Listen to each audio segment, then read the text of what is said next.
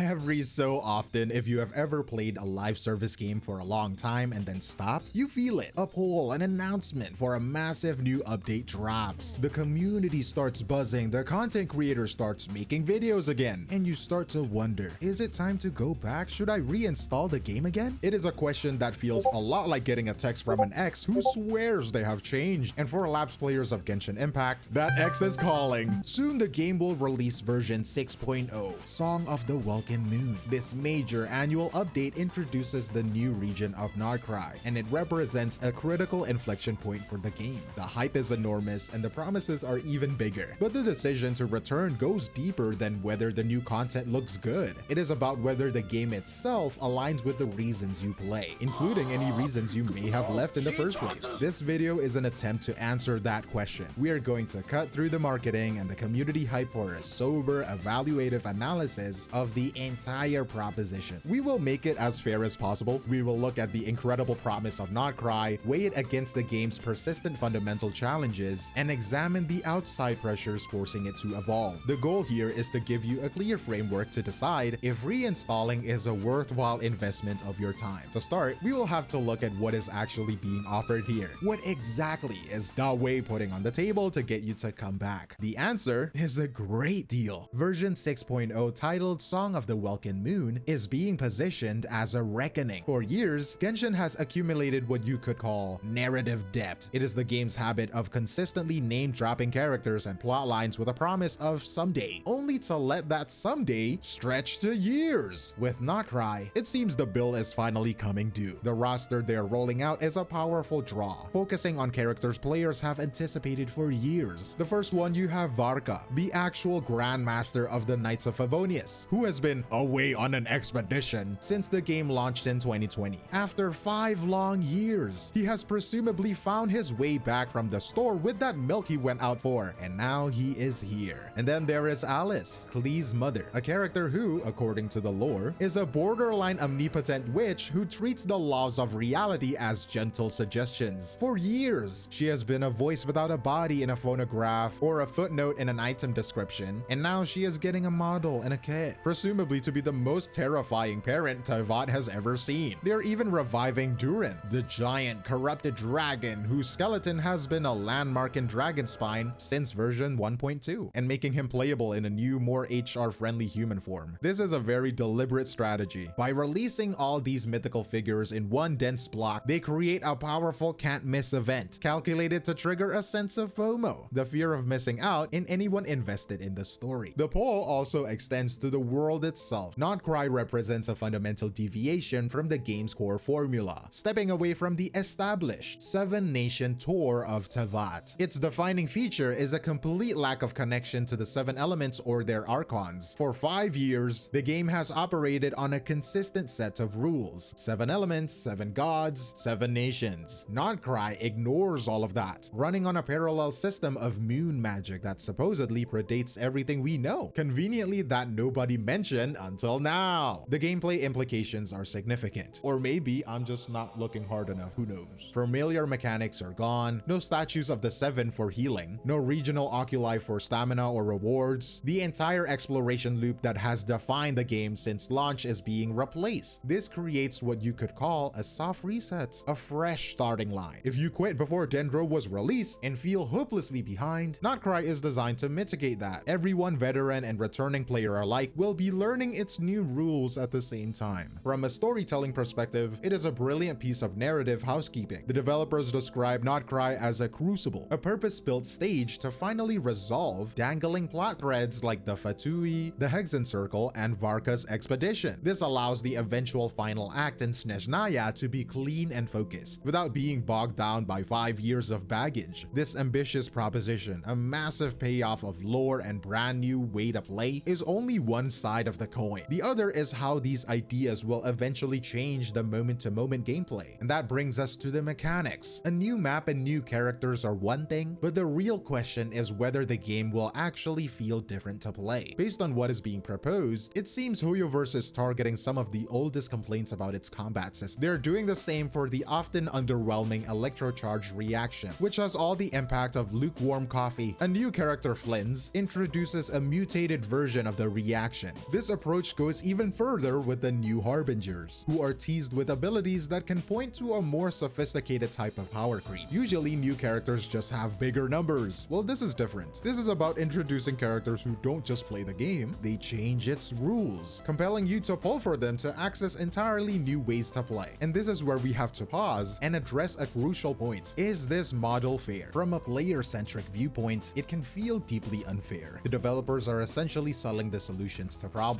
they created and allowed to exist for years. This creates a clear divide. Those who get the character get to play with the fixed version of the element, while everyone else is left with the old, weaker mechanics. However, from a business perspective, this is the core of the gacha model. The game is free and its continued development is funded by selling compelling unique characters. If these fixes were universal, the incentive to spend wishes or money on these new characters would be much lower. The new mechanic is the selling point. The argument is that the base game remains perfectly playable, and these character lock systems are optional, luxury enhancements. But at the same time, when you think about how much these games actually make, you kind of feel less bad for them not getting more money, you know what I'm saying? So like me personally, I would look at it from a player-centric viewpoint, right? Because I am for the people, I am the player itself. And I'm not gonna lie, if you're gonna defend it, I'm gonna look at you in a certain way, but that's just me. Maybe to you, it's like a paradox. It isn't fair in the traditional sense of equal opportunity, but it is a transparent, if sometimes punishing part of the deal you make when you play a gacha game. Understanding this transaction is the key to deciding whether to reinvest your time. This calculated business model has massive implications for the game's future, but looking back to the future doesn't erase a complicated present. What is the actual experience of logging back in right now? Before you can get to Nod-Krai, you have to contend with the game as it exists today. The current patch 5.8 serves as a perfect experiment that tells you a lot about the modern Genshin experience. On paper, it's great. It offers a permanent new map, the Sunspray Summer Resorts, and a new character in Nepha. This is all wrapped around a main story quest that has been incredibly divisive. Some players praise its wholesome character moments. A very loud portion of the community, however, has criticized it for long stretches of vapid dialogue, poor pacing, and frustrating quest design where the game yanks camera control away from you, usually right where you're about to do something interesting. Here is the central point though. Your personal tolerance for the 5.8 story is a strong predictor of your long-term satisfaction. The patch is a microcosm of the entire Genshin loop. It has pretty good exploration, a new character to wish for, yippee, and a long story of highly subjective quality. What one player sees as a tedious roadblock, another sees as the main course. If you find yourself in the first camp, understand that this fundamental design friction isn't going away. That experience feeds into a much larger, though different, kind of challenge. Now, you're right that the game has changed. With the precedent set by the Natlan Archon quest, players are not forced to complete every single story chapter to access the newest one. You won't be hard locked out of Nod-Krai by hundreds of hours of quests, but this creates a new paradox. The game gives you a shortcut, but it comes at the cost of context. A returning player now faces a difficult choice. Will you use the quick start function to jump straight into Nod-Krai, potentially feeling lost and disconnected from a story that references characters and events from Sumeru and Fontaine you have never seen? Or do you still feel the pressure to go back and play through those hundreds of hours of acclaimed but lengthy story arcs to get the full picture? The anxiety shifts from I can't play to I won't understand. Your quest log is still a CVS receipt of content. The backlog is still a daunting mountain. The difference is that it is now presented as optional, but skipping it means you might be sacrificing the narrative coherence of the very story you came back to play. It is a choice between a treasure trove of content and a confusing spoiler-filled shortcut. But if you really don't want to play the story quest but you still want to keep up, you could look at story summaries on YouTube. Or maybe if you like the video and you comment down below, I'll give you a pretty good video summarizing the story. Because I love Genshin's story, it's pretty good. And also in that same note, if you appreciate this kind of deep dive into game design and the live service model, consider subscribing. It helps the channel a great deal and you won't miss the next breakdown. Now for years, players have navigated this friction, and for a long time, it was a trade-off they made because there was simply no other option. Well, that reality has now changed. To understand why an update as ambitious as Nod-Krai is happening now, we have to look outside the game at the pressure cooker of the market. For the first time in its 5-year lifespan, Genshin Impact has a direct high production competitor in the same genre. And for a long time, Genshin existed on an island, competing only with itself, a monopoly on the space. This new dynamic changes everything. Looking at community discussion, a clear consensus has formed. These games are praised praise for deeper skill-based combat, numerous quality of life features, and a more generous gacha system. On the other hand, Genshin is regarded as the more polished and stable experience, with a more vibrant world, deeper lore, and superior music. The key takeaway isn't which game is better, the point is that these new games created a feature gap. It is amazing how quickly developers can find the "we're listening to feedback" button when a serious rival shows up. For the first time, dissatisfied players had a viable alternative to turn to. In that context, the timing and the scope of Nod-Krai look less like a coincidence and more like a calculated response. Is it really a surprise that just as a competitor arrives, praised for its engaging combat, HoYoverse announces one of its most significant meta shakeup to date? These are targeted, surgical strikes on long-standing design complaints. Complaints that the competition has used to its advantage. Version 6.0 is more than just the next chapter, it is a statement. It is HoYoverse demonstrating its entire player base that it can still innovate and is willing to fight to keep the top spot. It is a defensive maneuver in a newly competitive landscape. So with all of that in mind, the incredible promise of the new content, the reality of the game's persistent flaws, and the market pressure forcing change, we can finally address the original question: should you return to Genshin Impact for the Nod-Krai patch? The simple answer is that there is no simple answer. The decision is a personal calculation. On one hand, the Nod-Krai update is without a doubt the most ambitious and promising content cycle in Genshin's history. It offers immense narrative payoffs and a genuine recalibration of the combat meta. However, all of that incredible new content is still built upon the same old foundation, one that retains its most fundamental designs, including a narrative delivery system that some players find to be a mandatory toll gate for gameplay. The real question then is about what you as an individual player are willing to embrace to access that good content. Your answer will depend entirely on what kind of player you are. If you are a casual explorer, the recommendation is an enthusiastic yes. The value proposition for you is unequivocally high, with massive new areas to discover. If you're a meta gamer, the recommendation is a tentative yes. The promise of a genuine meta shakeup is significant, but the core moment-to-moment combat will still likely feel similar. If you are a story seeker, your situation is a double-edged sword. You are poised to receive the culmination of years of foreshadowing, but you will have to accept the game's established pacing and dialogue styles. And finally, if you are a collector, this update is a formidable challenge. The highly concentrated release of desirable characters will be brutal on your resources. Prepare your wallet for a journey to the ICU. The advice is to return only if you have a strict discipline plan, okay? Ultimately though, the biggest danger for a returning player isn't a lack of things to do. It is the very real possibility of a second wave of burnout caused by the pressure of clearing your content depth while running into the same frustrations that may have caused you to leave. If you do decide to go back though, it helps to have a clear strategy. Use the current 5.8 patch to gauge where you stand. If you proceed, prioritizing the main Archon quest is often the most manageable path. And before the new banners arrive, decide what you are willing to spend. With that, I will leave the final decision to you. I'm curious to hear from those of you with experience in this, okay? For players who have returned to a live service game after a long break, not just Genshin, what was the single biggest factor that either made you stay for the long haul or led you to quit again? Let me know in the comments below, but that is all from me, 𝗖cie𝗽𝗆𝗿, and I will see you in the next one. Cheers!